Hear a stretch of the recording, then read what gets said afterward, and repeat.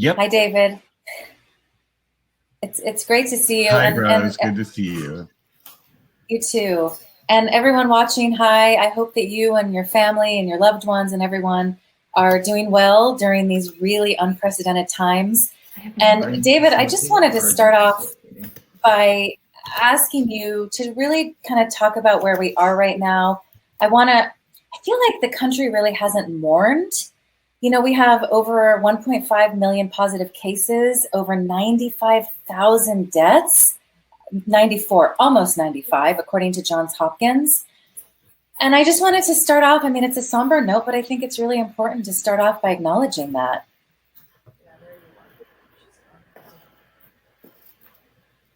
David, can you hear me? Yes, and you do such a great job, Rose, every day. Yeah, can you hear me? Hello? Yes. Hello? I'm out. You're good. Can you hear me now?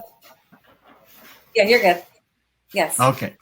Yes, I can hear you. And just complimenting you, Rose, on your show every day that does such a great job of updating people on the plague. And, you know, like you keep reminding us every day, everything has changed. The pandemic has showed, unfortunately, the deep divisions in our society and how deficient our leadership is. You know, a man who can only call people's names and is drinking or threatening to drink bleach and take anti-malarial pills is so obviously ignorant about science and medicine and is shameless about displaying that every day from his bully pulpit. So it's a shocking kind of convergence of events. It reminds me in some ways, because I was a young journalist then covering Reagan during the AIDS epidemic. And of course, President Reagan couldn't even bring himself to utter the term AIDS for years, till deep into his presidency, after his friend Rock Hudson finally got ill and died. Now, it's even worse, I think, under Trump, because, of course, the pandemic is infecting more people around the globe, and it's a bigger health crisis. And we have an even more, if that's possible, defective president in the White House than we did back then. But I think the response of the gay community through ACT UP and all the political organizing that was done so brilliantly right here in San Francisco by Cleve Jones and others is really a path for us right now that we have to undertake. You know, Joe Biden is biding his time wherever he is, in shelter in Delaware, but we can't bide our time. We have to move now. And we have to demand the kind of public health system, the kind of health Medicare for all that Bernie Sanders was demanding. We need to start talking very aggressively about taxing the super rich.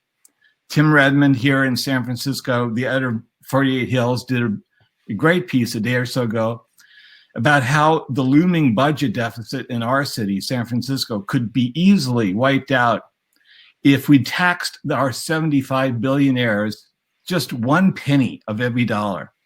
1 penny of every dollar would immediately wipe out this $1 billion plus deficit that our city has.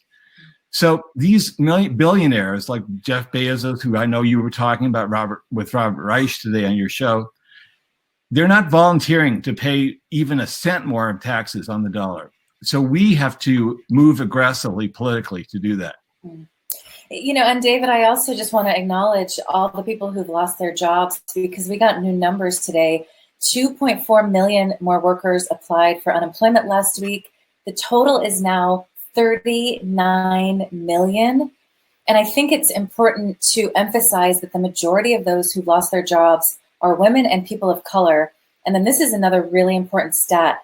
40% of those are people who earn less than $40,000 every year. That is a huge number. Yeah, I mean, the damage is so severe, and it's, of course, having a much more heavy impact on those who are laid off. And I mean, it's unbelievable to see the food lines. People have to go in their cars for safety. These food lines stretching for miles all around the country just to pick up a box of food so they can survive. I mean, we have no safety net in this country, or very, very limited, moth-eaten one, compared to much of the civilized world. And so, and now Mitch McConnell is saying he's not going to extend unemployment benefits. We're going to see real hunger and desperation. We're already seeing it in this country. And it's going to affect the children, of course, even harder. And here, you know, we keep expecting the city of San Francisco to be more progressive. And of course, that's our reputation around the world. And Atlantic Magazine, you know, was heralding our mayor, London Breed, for being so advanced in her response to the pandemic. And yet she's still dragging her feet, despite a unanimous vote by the Board of Supervisors about housing people in safe hotel rooms. We have thousands of them in the city because people aren't coming to San Francisco anymore, tourists, for obvious reasons. The hotels need the business. We have the funds to do it. The state and even the federal government will subsidize it, help subsidize it. And once again, one or two of these billionaires could step up and pay for the whole thing. Mm-hmm. And yet most of our homeless are still on the streets. Now they're talking about putting them in cages. There's so-called, you know, shelters that are cages, basically, just like we're caging people at the border. We have a very insensitive mayor here in San Francisco, unfortunately, and she has a unearned reputation as a progressive, but she's more concerned about the wealthy than she is about the people on the street. David, we know that these problems were there before COVID, but I think what COVID did is it really slapped people in the face. And it really showed, like you said, just how broken the safety net is. And you're talking about what's happening in San Francisco, and then you look at the high poverty rate at the state level and what's going on across the country. I mean, it's such an interesting time because a lot of people are standing up, a lot of workers are mobilizing. I just looked today, in fact, a couple weeks ago, the media were really focusing on these protests. Now you really have to look for them. And I'm talking about worker protests here. You have Amazon workers walking off the job. You've got meat processing plant workers standing up, retail, grocery, fast food, nursing homes, truck drivers. I mean, not only are they still fighting for basic PPE like masks, and what is the date today? May 21st? They still don't have basic things like masks. But they're also calling for increase in wages. So there's all this bubbling up, David. And as someone who's really focused on social movements, you've written about social movements, what are your thoughts about how to keep this kind of momentum going?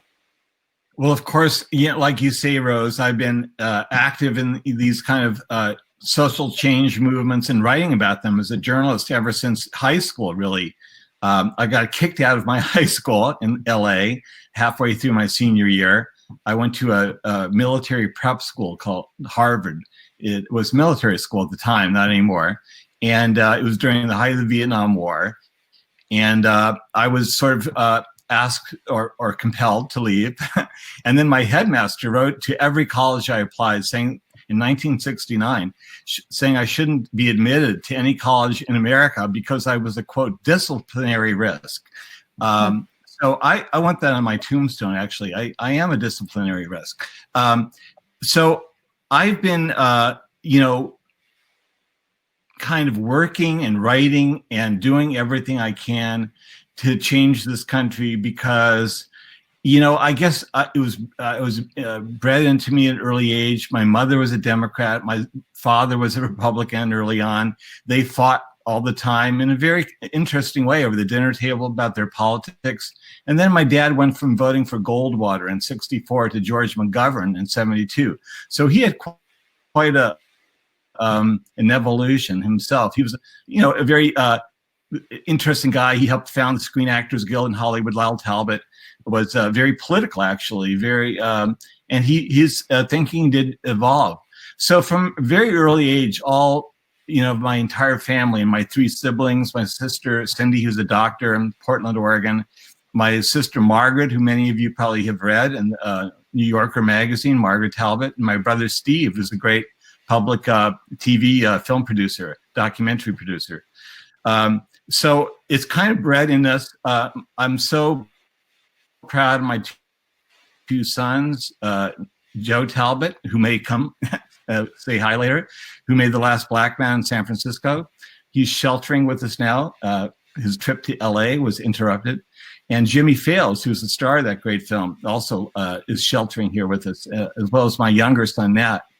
They were all very involved in the protests, the Moms for Housing in Oakland, which, of course, was a great success. You're talking about these direct action, now kind of, things that are bubbling up all over the country. And that was right on the eve of the plague. And was a great action where these homeless mothers had nowhere to go. And there was a long vacant house being used as part of a speculation deal, and they took it over. And the city came around to seeing this. It was the right thing to do because there's so many, as we know, vacant housing that's being used as speculation by realtors and developers. And yet we have so many people who are desperate, living on the streets, mothers and children. And so I thought that was a great moment. I was so proud of my sons for going over there, for willing to be arrested, for speaking out. And The Last Black Man in San Francisco obviously dramatized this issue of growing up in a city that gave birth to you, where you spent your whole life, like Jimmy Fails, and yet losing your home, your family house. And of course, in the film, it's his dream to reclaim this house, and he moves back into an empty house, like the Moms for Housing did in Oakland. So I'm afraid that even the most progressive city officials, state officials, federal officials need to be pushed, and they need to be pushed harder than ever now. And the pandemic is only showing, as you said, how broken a country we really are. And it's not going to be fixed by the people at the top. It's going to be people at the bottom pushing and yelling and protesting and demanding a more humane society. You have to wonder how long this can last, David, especially when you have so much wealth at the top. When you look at how much Bezos is bringing in on a regular basis, and then so many workers. We talk about all these new jobs that were being created before COVID, and yet so many of them were low wage. I mean, back when my dad was a sheet metal worker in the 70s, you could buy a home. You could live a comfortable middle-class life. In fact, he told me a story about his shop went on strike in the 70s, David. And you know what kind of raise they got? It was something like $13 an hour. Wow. Back in the 70s. And now we have Fight for 15. Yeah. I mean, they got a raise that was almost as much as that. So it's just, this can't continue at this pace of this massive inequality. Well, it's true. And look at the workers at the Amazon warehouses in France, where they do have a strong labor movement. And they brought Amazon to its knees. They stopped working in those warehouses because they were afraid that the safety conditions were not strong enough there. And they were in danger of getting infected and sick. And so the very strong labor movement in Amazon forced Amazon to come to terms and make some serious concessions. And now those warehouses have better health conditions than any other warehouses in the Amazon empire all around the world. That takes concerted action. It takes labor power. And sadly, as you were saying, since your dad's day, they have systematically, destroyed organized labor in this country. I mean, what percentage now of the labor force in the U.S. is organized? I think it's lower than 10% now. I think so. It's tragic. Yeah. So, look, power only responds to force. It has to be organized. That's why we can never give up, even when we think we've won. A lot of people on the left kind of went to sleep after Obama was elected. And hey, I was out there cheering in the streets with, many people all around the country. And we sort of thought, okay, this guy's cool. We can, take it easy for a while. And that's never the case, of course.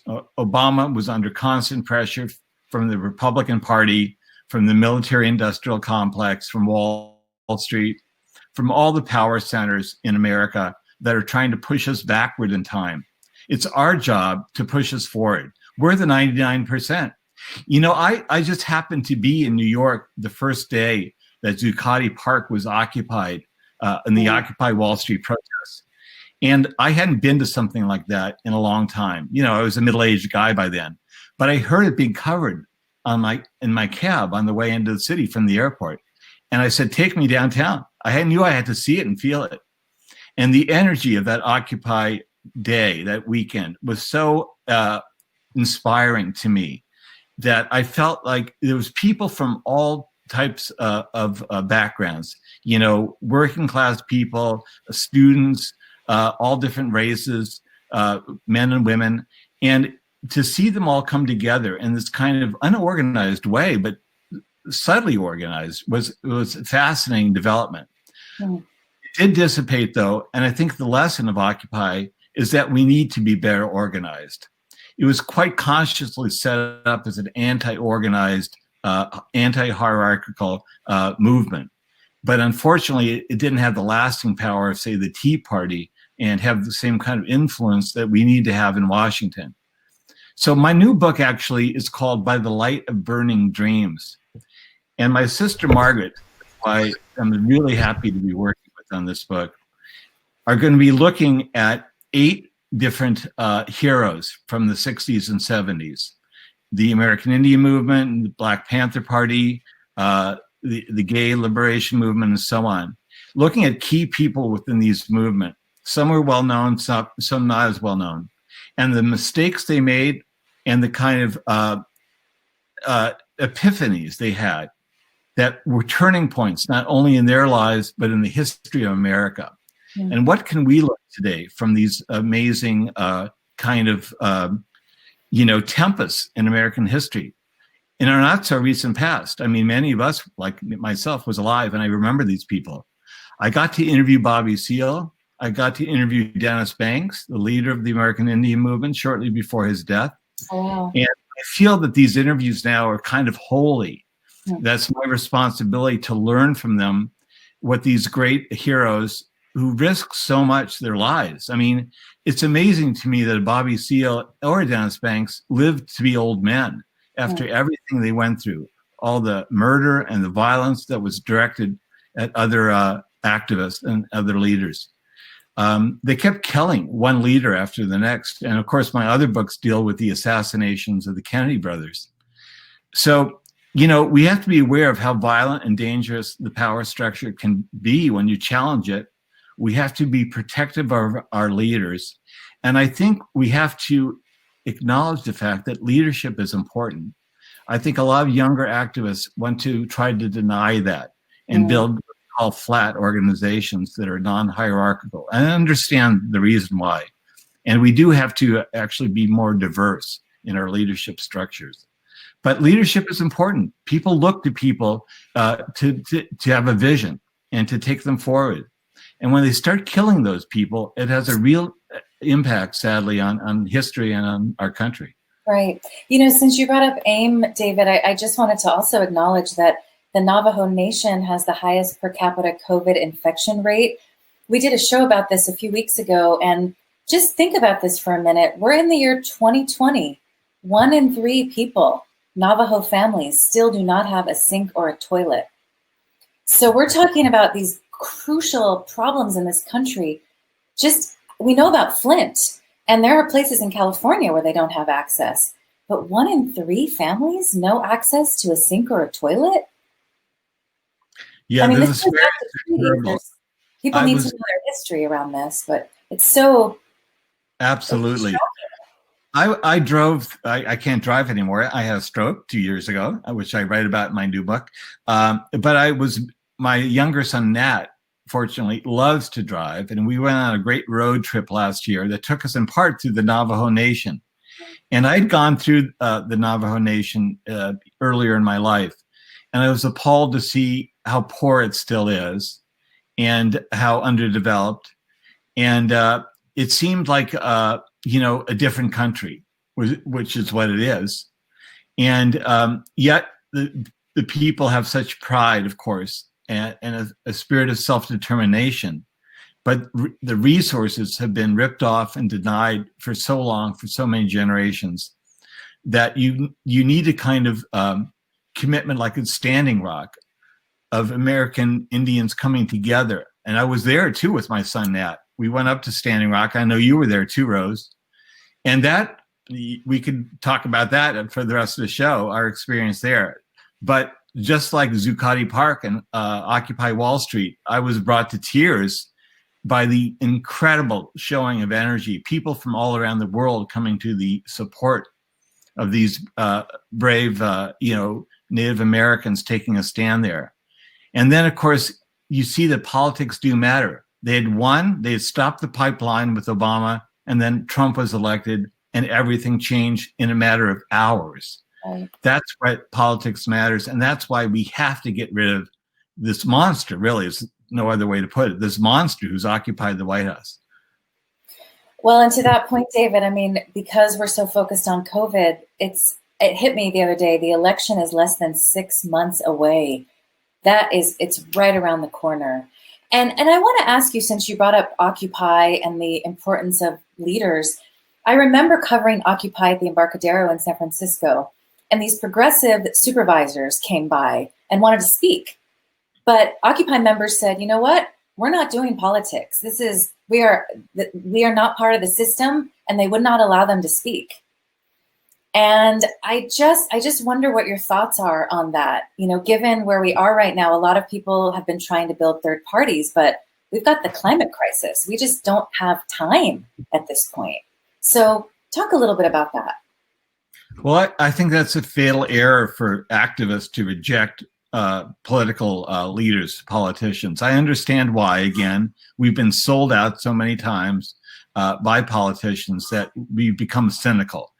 But you need, they're like fingers on the fist. You need to have the combination of people in the street and people in the offices, in the marble hallways. I've been studying, as I say, from my new book, the history of the Black Panther Party. And Bobby Seale was a pretty, I think, brilliant guy. Because, first of all, he had the guts, he and Huey Newton, to go on the street with guns, to stand their ground after reading the law book in California and know what was possible to do legally, and confront a racist cop in Oakland who was harassing, which they did all the time, a black person on the street who was a law-abiding person, was just being humiliated by this cop. And they said, we're going to observe you with a shotgun and make sure that you don't violate this man's civil rights. And of course, the cop was freaked out and drove off. But that was the kind of bravery it took to start the Black Panther Party.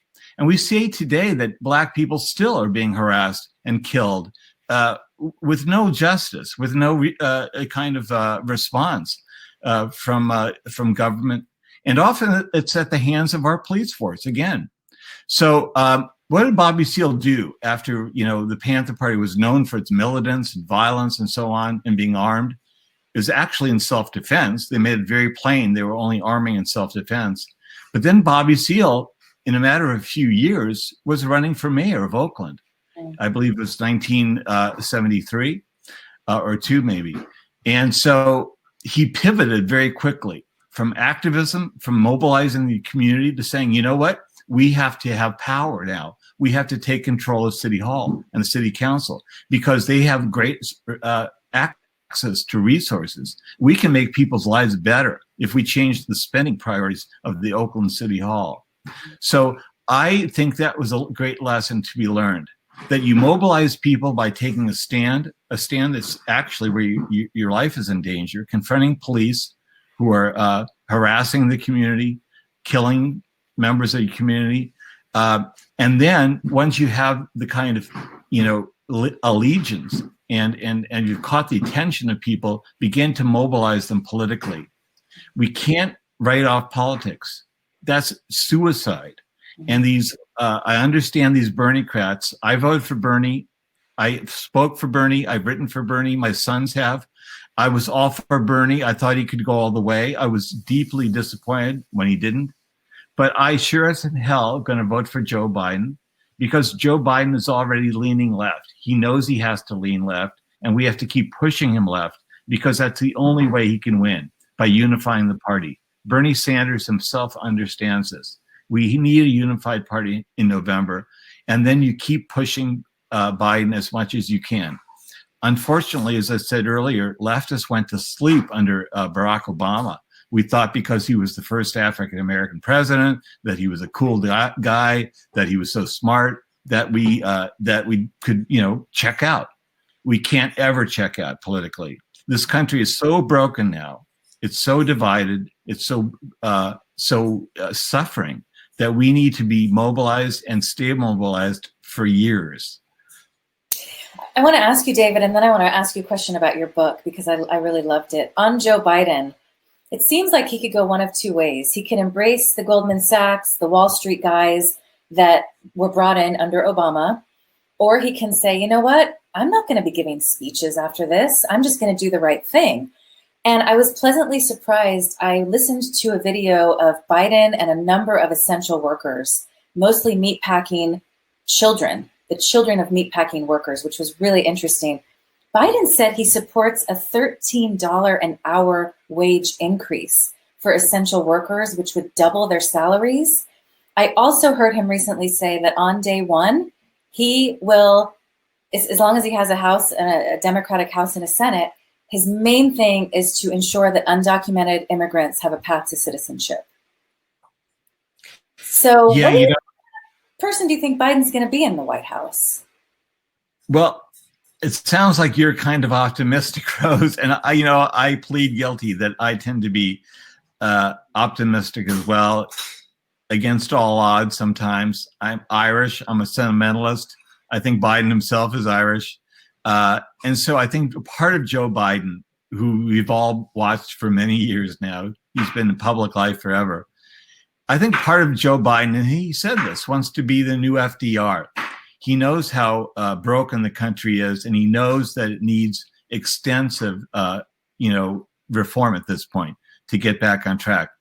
So he's dropped, as we know, this language of, hey, he wants to go back to the way things were before. As you were saying, it was never great before. The country's been divided and wounded and have great wealth disparities for too long now. So he knows the wounds are deeper.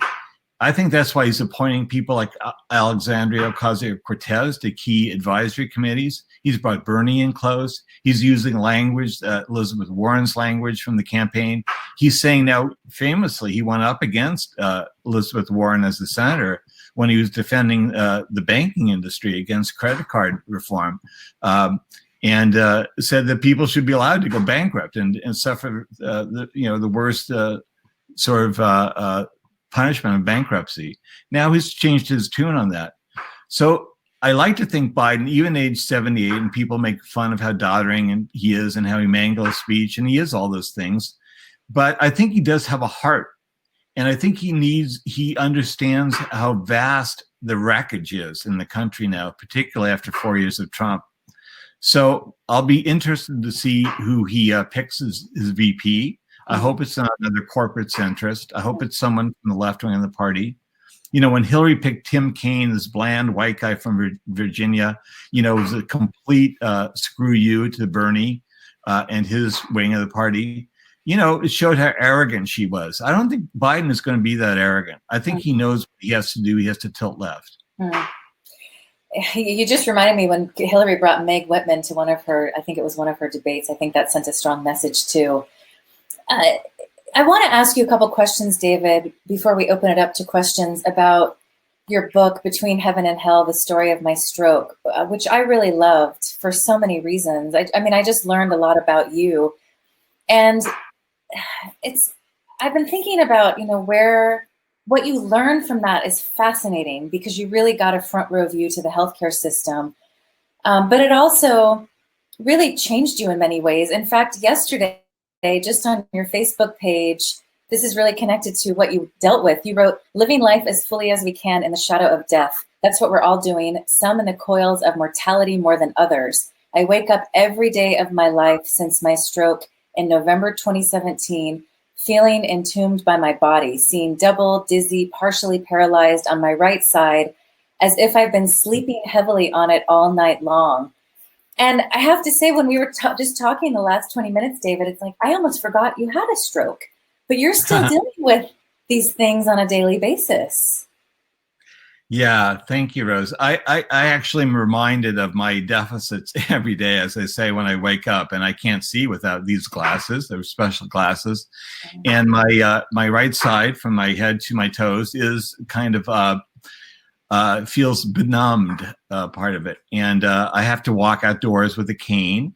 So I'm very aware that I'm not as fully functioning I was before, and I've had to adapt to that. But as I write in the book, and a little bit yesterday in my post, I'm so elated too by being alive. You know, I just think of the things I got to see in the last 2 years. My younger son, Nat, who's cooking a great dinner for us right now, went to cooking school, and now he's taking courses in psychology online, of course, at City College.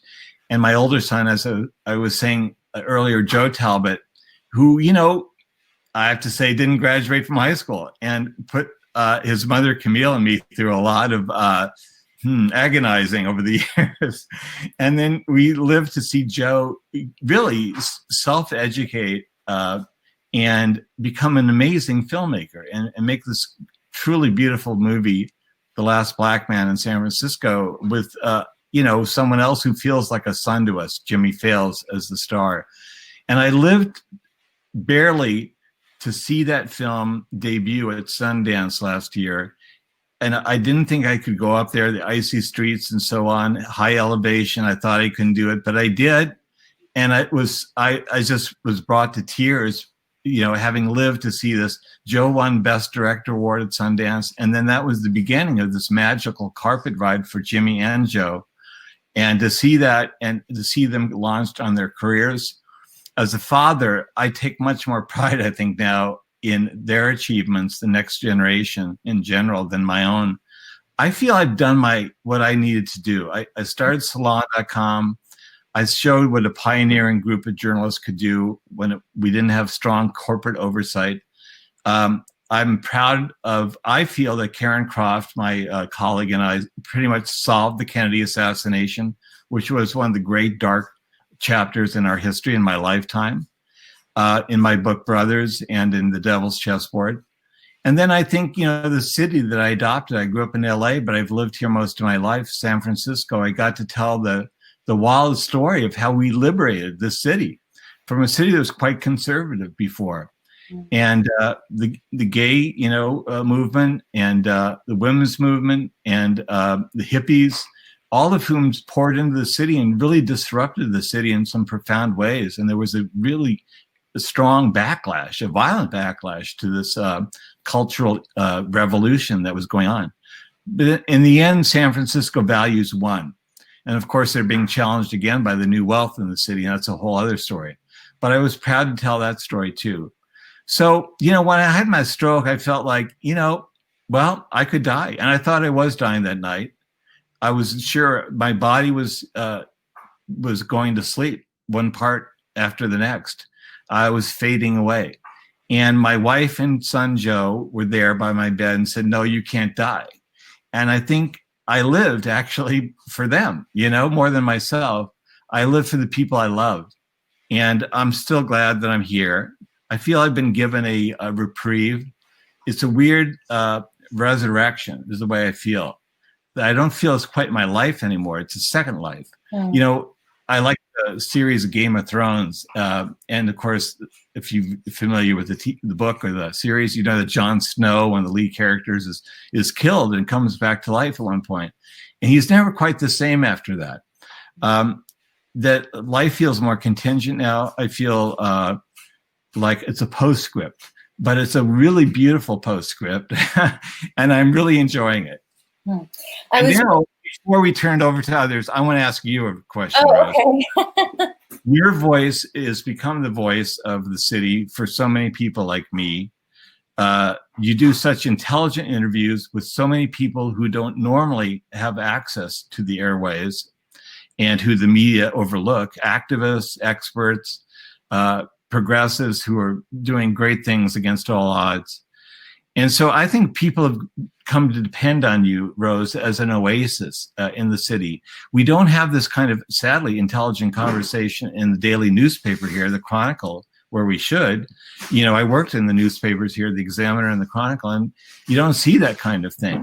You know, you see some public radio, Pacifica, KPFA, but you do it day in and day out. And so I'm going to ask you, how do you keep doing it year after year, every morning?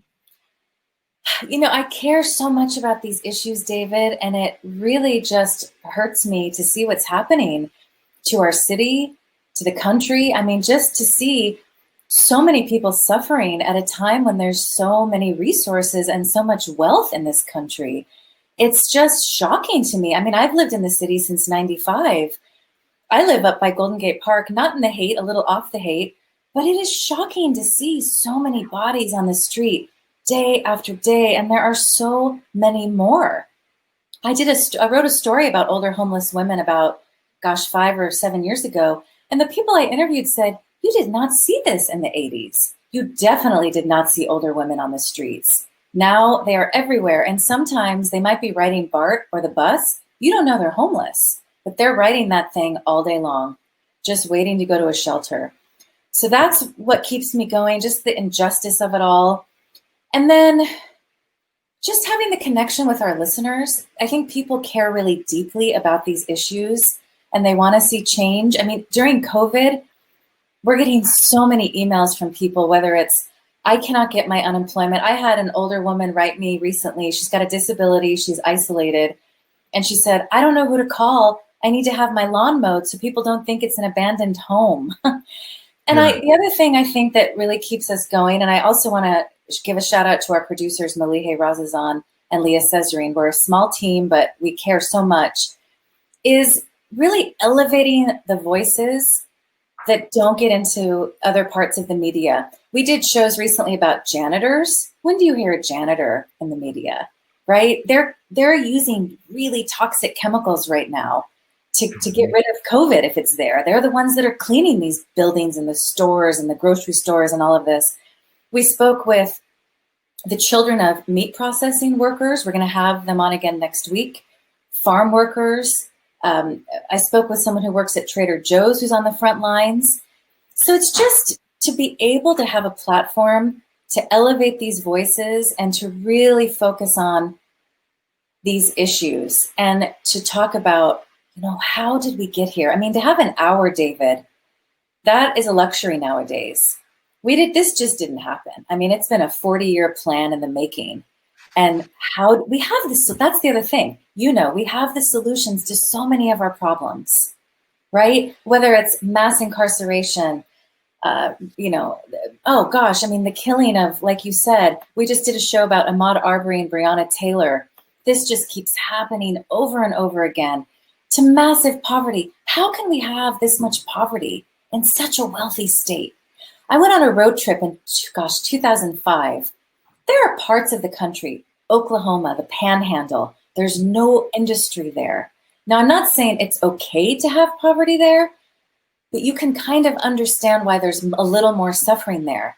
There's just hardly any tax base. But here, in a city with more billionaires than any city per capita in the world? No excuse. Well, I think that sense of outrage, restrained outrage, Rose, because you have to keep your passions in check in order to actually let others, vent and bring them out and tell their stories. And you do it so well. Your voice is a gentle voice, but very pointed one. And I think you are a rare, treasure for us. And I'm glad we have you in our city. Well, thank you, David. Now that I'm doing my show from my kitchen right here, I said one of these days I'm going to go rogue and just let it out. Why not? Yeah. But thank you. That means a lot coming from you. And I also wanted to ask you, David, before we take questions, can we bring Joe and Jimmy out? Well. And say hi to them? I think Joe is otherwise occupied. To tell you the truth, Joe's in demand lately, so he's always on the phone. He's going to be going to Europe, I think, when it's safe, to direct a new series over there, and he's seeing a lot of reels from actors, which is fun for us. I grew up. My dad was an actor, and so we would all kind of hear the gossip about Hollywood, which actors were on the kind of making it and breaking through, and now. Our family has a ringside seat here.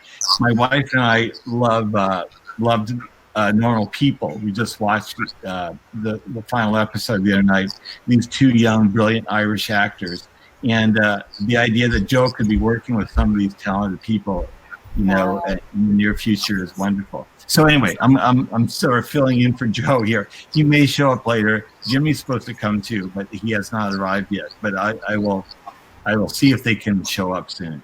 Okay, great. I loved the movie. I'd love to ask them a few questions. Yeah, Sure. can you guys hear and see me now? Hi, Rachel. Yeah, Yeah. we can hear you. Oh my gosh. Okay, wonderful. Thank you so much for that conversation.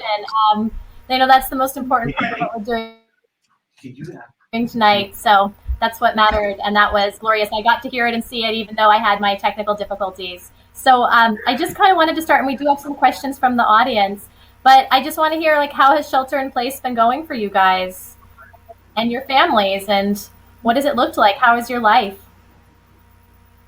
We're watching a lot of old movies. Joe built a movie theater in our basement, and Tyrion has allowed Joe to run wild through their stacks, and he got a lot of great old movies. Here's Billy Wilder with a great movie about tabloids, Ace in the Hole with Kirk Douglas. So that's where we're spending some evenings, which is a lot of fun. Nice. Hey, Jerry. I'm dragging Jimmy in. Hey, So, Jimmy. Oh, great. Hi, Jimmy. Hi. Oh my gosh. How are you? Hey. I loved you in the movie. Oh, thank you so much. You did such a great job. How has it been for you guys? Because you're have a sip. How has it been for you guys? Because that movie took off like wildfire. I mean, I was seeing major outlets covering that movie, and then we had COVID. So how's it all been for you? I mean, we're just lucky it didn't come out this year, I guess. It's been it's been different a little bit, but it's just been fun. It's been cool to have more opportunity to be able to make more movies and work with more people. So and travel all these places we never got to go. So before all of this happened, obviously. So yeah, it's been fun. I never thought I would. I'd never been out of the country before the movie came out. And I got to go to like Italy, Paris, and London, and so it's cool. Jimmy, I saw you and Joe at the Commonwealth Club speaking, and I heard you mentioned there might be a sequel coming or some sort of new project.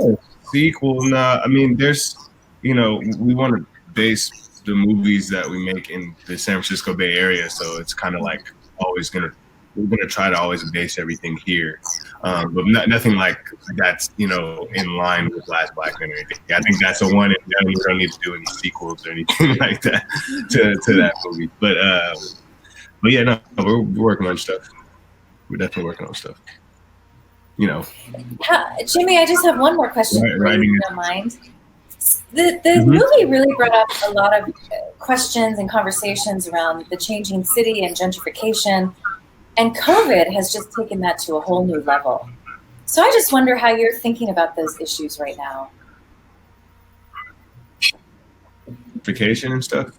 I think It's just about the crisis in San Francisco, gentrification, the homeless crisis, the disparities between, I don't know. top and everybody else. I don't know. I think it's up to city officials, because I feel like the people in power here aren't necessarily taking the right steps. It's like having all those open hotels and still having homeless sleeping out on the street, when there's open hotels that are free for people to go in. I think that's pretty messed up. I think I don't know. I think like I had an encounter with some guy that was like kind of being racist up on Bernal Hill, and I was with my friend, and I was just kind of like, I just kind of let it go, but I think I don't know, maybe being cooped up in I don't know. He just seemed like a really insecure person. I was probably sad with his life. I don't know. So I just let it go. But, I don't know. I don't know. It seems like people, and my friends have been telling me too, that people have been acting weird. Like, I don't know, techies, and I don't know. I think it's gotten people kind of like ramped up, or the people are repressed or something like that. I'm not sure. But yeah, I don't know. It doesn't seem like it's helping gentrification at all, especially with people getting fired from their jobs and not being able to even afford their, studio or, closet that they're paying for. So, yeah, I don't know. It's a lot. It's a lot of feelings. It's a lot. Yeah, it's just a lot. Thank you so much for your work. Is there anything we should be looking out for, you think? Any new projects, anything coming that we did a movie in December. It's called Pieces of a Woman. I'm not sure when that's going to be released. They were supposed to take it to Cannes Film Festival, but that's obviously canceled, which is wild to even think about that. So yeah, we'll see when that's coming out. And then I have another, I guess they're supposed to start production stuff again for stuff in like September, but I don't know if that's like, because I got cast in another indie movie called Pigeon, but that's an indie film, so maybe, you know, probably like the big stuff is going back into production, but I'm not sure about independent films yet, so that may be put on hold. But you know, there's always opportunities, so you never know. You know, I'm always auditioning for stuff, so. Well, yeah. We're super lucky that you're sheltering in place with David Talbot and can join us for a moment. No, it's great. It's great. He's a good cook, so it's great. Yeah, so and Joe can't be. Oh God, no. Nice to meet you, Jimmy. If it's okay with you guys, I could just ask you a few questions that have been coming through. Joe and Jimmy. Is that well, okay, so I'd like to start with a question that came in from Charlie, who's sitting right here, and I can let him just ask it. Hi, Charlie. Hi, Charlie. So, David, one thing I really enjoyed about Season of the Witch was how it showed what a driving force art and music and creativity is for social change, and also how it provides a lot of us with solace when things are in upheaval. And I'm wondering, for both of you, is there an artist or a musician or a poet or filmmaker who you want to lift up right now who's doing great things during the time of COVID? That's a very good question. Well, I've been watching, as I said, a lot of old and new movies. And Billy Wilder actually is one director I'm sort of rediscovering that I really like from the old days. There's a new director, I don't know his name, but I'm sure you can be Googling it right now. Made a movie called Human Capital, which, you know, went right to, of course, streaming because there's no theaters left anymore that are operating, or very few. Human Capital has an amazing cast, and it was actually an earlier Italian version of the same movie that's also quite good. They're both adapted from the same novel, and I've been sort of promoting them. I saw it on I think Netflix maybe the other night.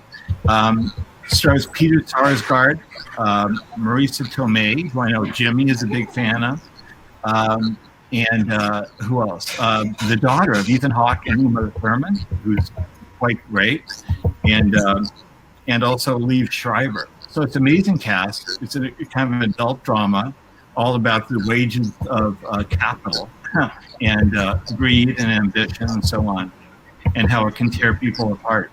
So I think it's a very American movie, and I highly recommend that. And, you know, as I said, I've been loving this TV series comes from Ireland based on Sally Rooney's novel, Normal People. I mean, how often is it that you actually kind of get embedded emotionally in characters' lives?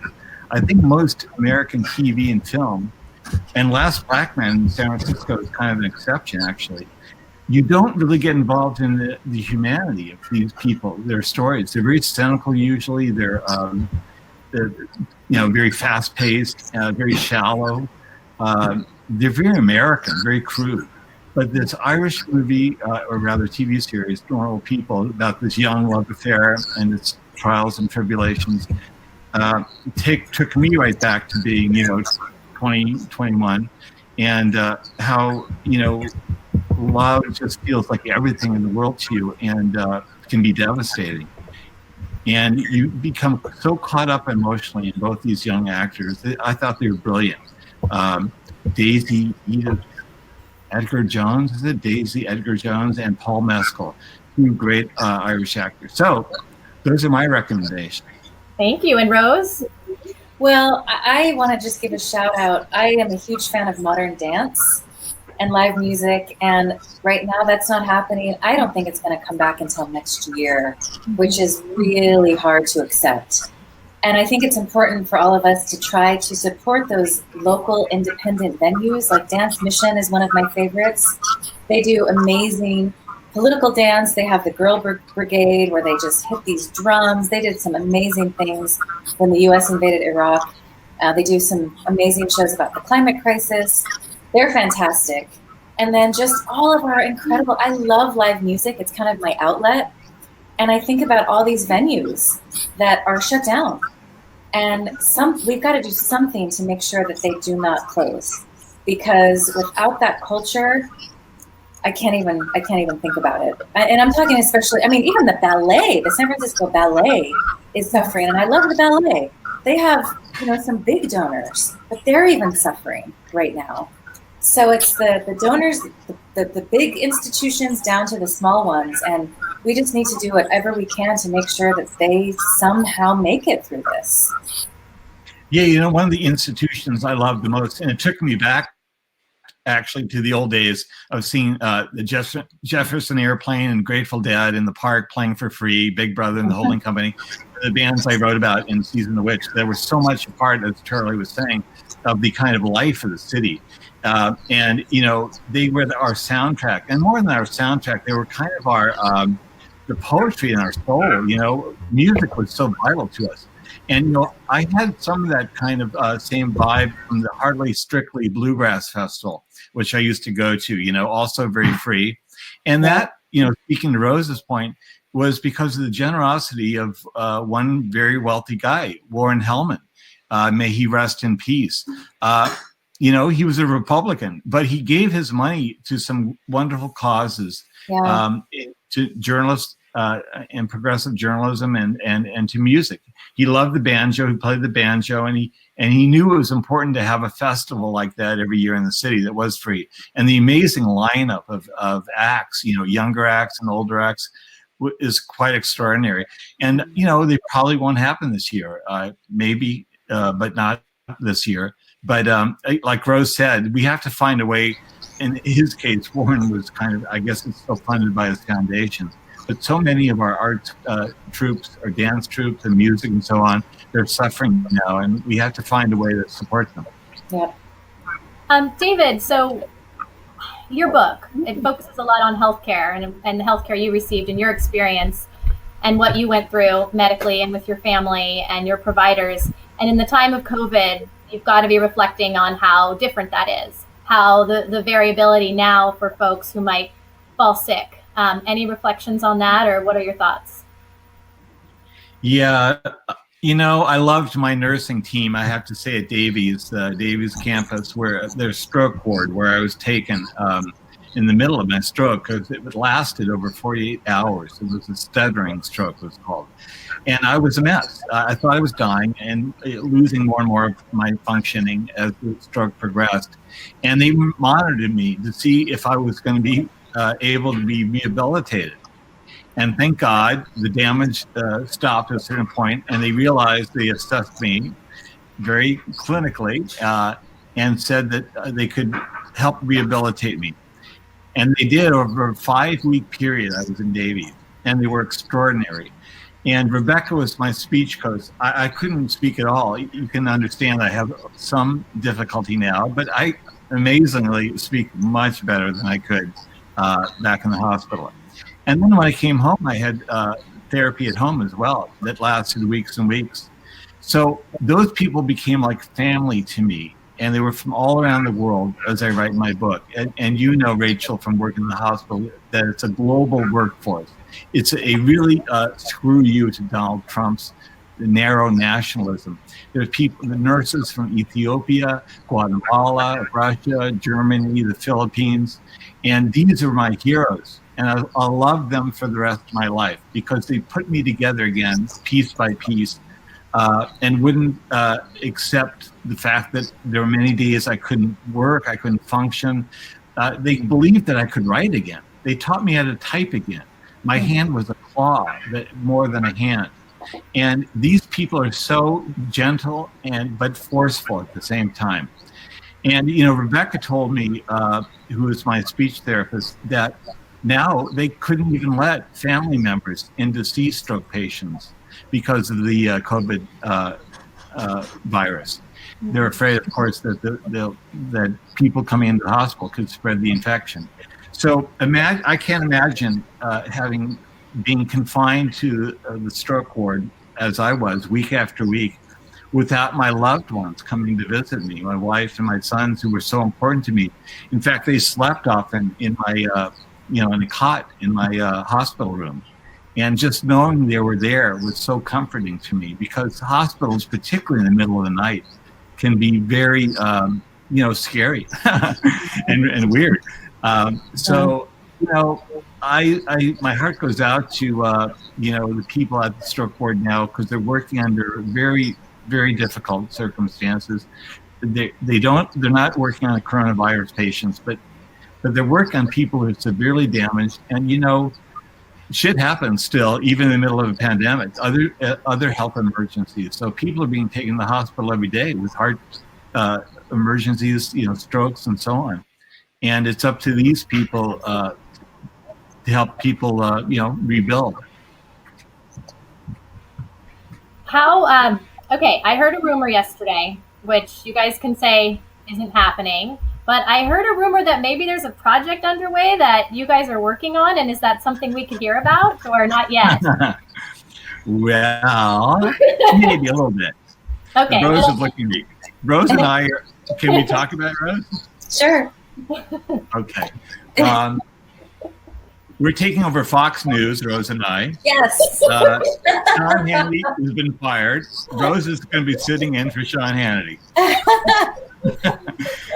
No, that's my dream. Actually, I met with Roger Ailes when I was running Salon.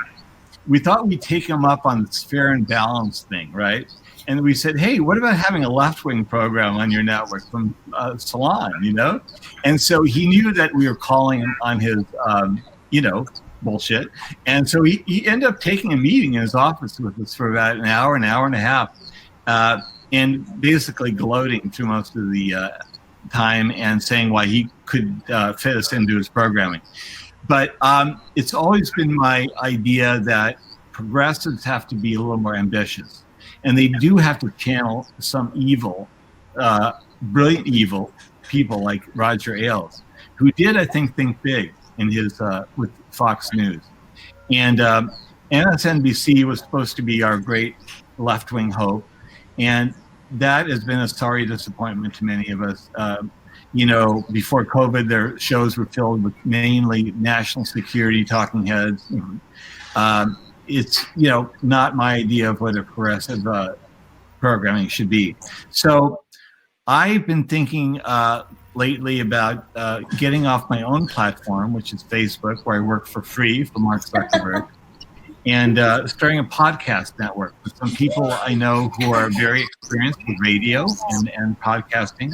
And so a small group of us, including Rose, are brainstorming and hope to launch at least in pilot format in the fall. And Rose can talk about her show, but I think it'll be an extension, hopefully, of what she's doing so beautifully right now. Yeah, Rose, tell us. Well, that will allow me to really go rogue, since it'll be a podcast. I just think that there's just so much to talk about, and I really would love to spend more time talking about, like I said, solutions. How do we get out of this mess? I mean, we know what needs to be done. And, I think about the homeless crisis, for example. I have a friend who used to be a 3rd or 4th grade teacher near the Mission. And she said, if we don't get a handle on this, my kids are the future homeless because they're living in poverty. They're living in their cars. We need to get a hold on this, especially for these younger kids. So just to be real, let's just be real about where we are right now and put it out there. And if you don't mind, Rachel, I wanted to ask David one more question about media, because since you started Salon, David, I just wonder what are your thoughts about where we are right now? So just today, let me get my numbers right. The Atlantic laid off 68 people today. We've seen layoffs at BuzzFeed, Vice, Quartz.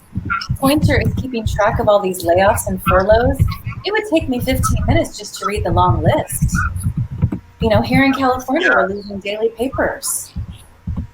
No, our profession, Rose, has sadly been demolished by the digital capitalism, you know, frankly, in the last 25 years. You know, I launched Salon 25 years ago this fall, and I did it with a group of Mavericks, fellow San Francisco Examiner news people, designers, editors, reporters, and I'm so proud of what we did.